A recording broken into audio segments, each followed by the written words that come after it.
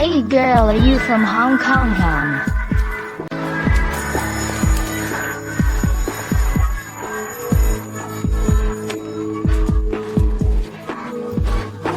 This is more than just a simple love story. It's a tapestry depicting the ebbs and flows of personal destiny. It explores timeless themes of affinity, missed chances, waiting, and predestination. It also shows us that some loves, even if pursued for an entire lifetime, may ultimately be thwarted just a second before happiness is within reach, as fate ruthlessly presses the stop button.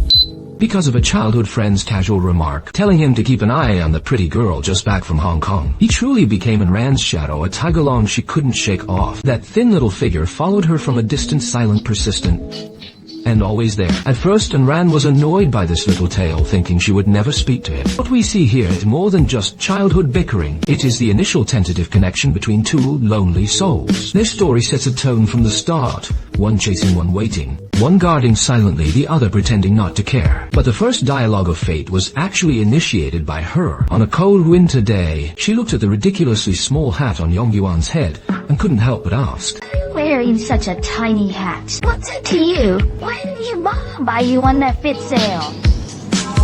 My mom. She passed away. The air froze instantly, and Anran felt a sudden pang of sorrow. It turned out this scruffy tag-along was just like her, a child without a mother.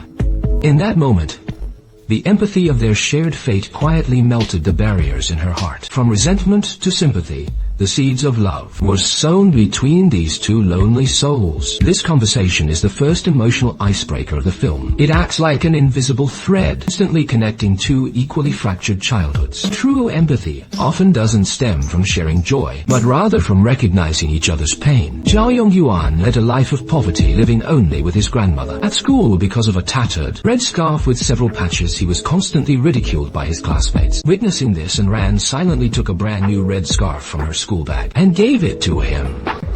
Replace the one you're wearing. To Zhao Yongyuan, this simple gesture was like the warmest flame in the heart of winter. That vibrant red represented more than just warmth. It was the first taste of dignity and acceptance Anran had ever shown him. From then on, Anran's world officially welcomed this little shadow. When Yongyuan would stare longingly at candied haws, mouth-watering, Anran would buy them for him without hesitation. Yongyuan couldn't bear to eat them alone, so he'd only lick the sugar coating off a few and bring the rest of the skewer home to his grandmother. But his upright grandmother, thinking her grandson had stolen it, lectured him sternly that he must never take things from others for free. From a tightly wrapped handkerchief, she tremblingly produced 2 5-cent coins, insisting he return the money to the girl. So Zhao Yongyuan handed the 2 coins to Anran.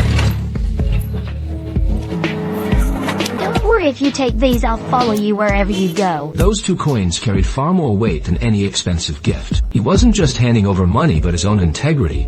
By accepting them so carefully, Anran acknowledged his integrity and cherished it like a treasure. But the idyllic days of childhood are fleeting. One spring, Zhao Yongyuan's grandmother, his only support, passed away. His only remaining relative was an uncle far away in Guangdong. As he was ushered onto a bus heading south, through the train window, Yongyuan saw Anran still waiting for him on the platform. He tried desperately to get off to say goodbye, but his uncle held him back firmly. The distance between Anran on the platform and Yongyuan in the carriage grew wider until they both vanished from each other's sight. Anran always believed the boy wouldn't leave without reason, but from that day on, Zhao Yongyuan, along with the sound of his footsteps that followed at a steady distance, completely disappeared from her childhood. This was fate's first cruel twist, filled with the helplessness and confusion of childhood, foreshadowing a longing that would span 10 years. Time flew by, and 10 years passed in a flash. Anran grew into a graceful college student, and following her father's wishes, she was preparing to study abroad in the United States after graduation. Whenever she passed by the familiar No 31 bus stop, she couldn't help but think of her childhood tag-along. Where did he go?